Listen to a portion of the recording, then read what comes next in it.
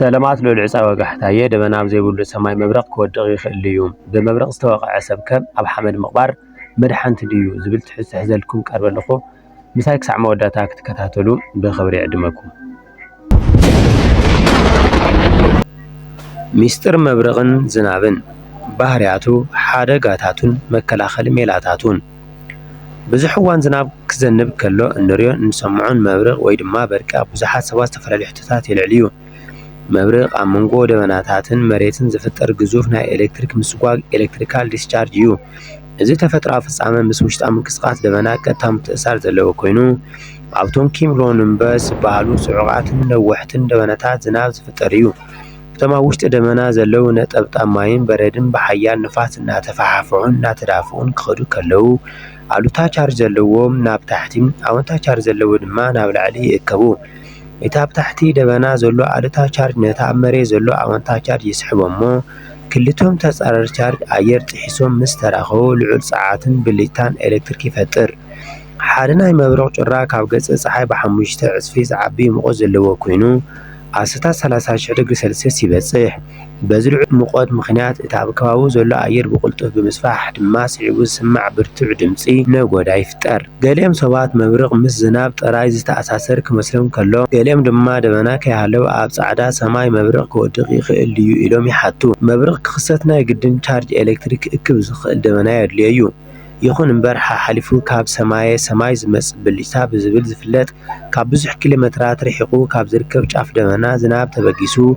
ደበና ብዘይብሉ ከባቢ መሬት ዝወቅዕ መብረቕ ኣሎ ብተወሳኺ መብረቕ ዝፈጥሩ ደበናታት ወትሮ ዝናብ ናብ መሬት ክበጽሕ ኣለዎ ማለት ኣይኮነን ሓደ ግዜ በቲ ደረቕ ኣየር ምኽንያት እቲ ዝናብ መሬት ከይበጽሕም ኣብ ኣየር ከባብን ከሎ ደረቕ መብረቕ ድራይ ላይቲንግ ዝበሃል ክስተት የጋጥም መብረቕ ኩሉ ግዜ ነቲ ዝሓጸረ መንገዲ ስለ ዝደሊ ነዋሕቲ ነገራት ከም ኣዋም ህንጻታት ዓንድታትን ቀድሞ ይወቅዕ ብሕጊ ፊዚክስ ብርሃን ካብ ድምጺ ብዝለዓለ ፍጥነት ስለ ዝጓዓዝ ድምጺ ነጎዳ ሰሚዕካ ማለት መብረቕ ኣብ ጥቓኻ ኣሎ ማለት እዩ ስለዚ ነጎዳ ምስ ሰምዕካ መብረቕ እንዳጸንሐ ክወሳስኽ ስለ ዝኽእል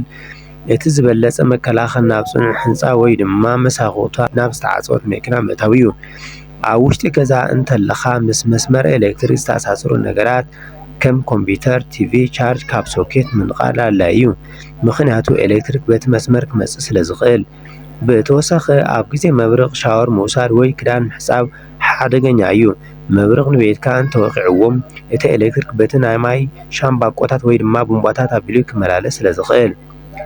ኣብ ዋን ሓደጋ ኣብ ደገ ወይ ሜዳ እንተጋጥምካም ኣብ ትሕቲ በይኖም ዝቆሙ ነዋሕቲ ኣዋም ወይ ዓንድታት ኤሌክትሪክ ምጽጋዕ ኣዝዩ ሓደገኛ እዩ ምኽንያቱ ኦም ነቲ መብረቕ ይስሕቦ እዩ ምዕቆም ህንጻ እንተዘይረኸብካ ኣብ ሓደ ትሑት ቦታ ኮፍ ምባል የድሊ ኣብ ሜዳ እንተለኻ ሙሉእ ብምሉእ ኣብ መሬት ተዘርጊሕካ ምድቃስ ሓደገኛ እዩ ምኽንያቱ መብረቕ ኣብ ጥቓኻ ዘሎ መሬት ምስ ወቕዐ እቲ ሓይሊ ኤሌክትሪክ ብገጽ መሬት ተበቲኑ ይመጽእ እዩ ስለዚ እቲ ዝበለጸ ሜላ ክልተ ኣጋርካ ኣጣቢቕካ ብኣጻብዕቲ እግርኻ ጥራይ መሬት እናተንከፍካ ተኾርሚኻ ኮፍ ምባል እዩ እዚ ድማ ኤሌክትሪክ ናብ ሰውነትካ ዝኣትወሉ ዕድል የጽብቦ እቲ ዝናብ ወይ ነጎዳ ምስ ኣቋረጸ እውን እንተኾነ እንተወሳኺ 30 ደቓይቕ ካብ ምዕቆብ ቤትካ ከይወጸኻ ምጽባይ ከምኡውን ካብ ዝወደቐ ናይ ኤሌክትሪክ ኣዋም ወይ ኬብላት ምርሓቕ ኣገዳሲ እዩ መብረቕ ዝወቕዖ ሰብ እቲ ኤሌክትሪክ ንክወጸሉ ተባሂሉ ኣብ ሓመድ ወይ ጭቃ ምቕባር ሳይንሳዊ መሰረት ዘይብሉ ጌጋ ተግባር እዩ መብረቕ ንሓደ ሰብ ምስ ወቕዖም እቲ ኤሌክትሪክ ኣብ ውሽጢ ማይክሮ ሰከንዳት ሓሊፉ ይኸይድ እምበር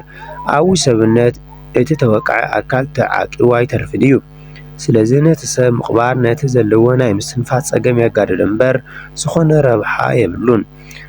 በመብረቕ ዝተወቕዐ ሰብ ሰውነቱ ኤሌክትሪክ ስለ ዘይሕዝ ክትሕዞን ክትረድኦን ምንም ሓደጋ የብሉን እቲ ዝዓበየ ስጉምቲ ነቲ ሰብ ካብ ሓደጋ ዝወድቐሉ ቦታ ምርሓቕ ቃጸሎን ተልይዎም ምክትታል እዩ መብረቕ ንልቢ ሰብ ብሃንደወት ደው ከብሎ ስለ ዝኽእል ቀልጢፍ ናይ ህይወት ኣድሕን ምስትንፋስ CPR ካርዲዮፑልሞናሪ ሪዛሳሲቴሽን ብምግባር ናብ ሕክምና ምውሳድ ህይወት የድሕን እዩ ፍልፍል ናሽናል ኦሳይን ኤንድ ኣቶሞስፌር ኣድሚኒስትሬሽን NOAA ነይሩ ተፈጥሮ ሓይላት ተርኢ ከላ ጥበብና ምጥቃም ናይ ህይወትና ውሕስነት እዩ ኣብ ካልእ እዋን ካልእ ትሕዝቶ ዝሓዘ ቪድዮ ክበጽሐኩም ነው ፕሮፋይል ይፈለው ሳብስክራይብ ብምግባር ክትከታተሉንን ክትባራትዑንን እዕድመኩም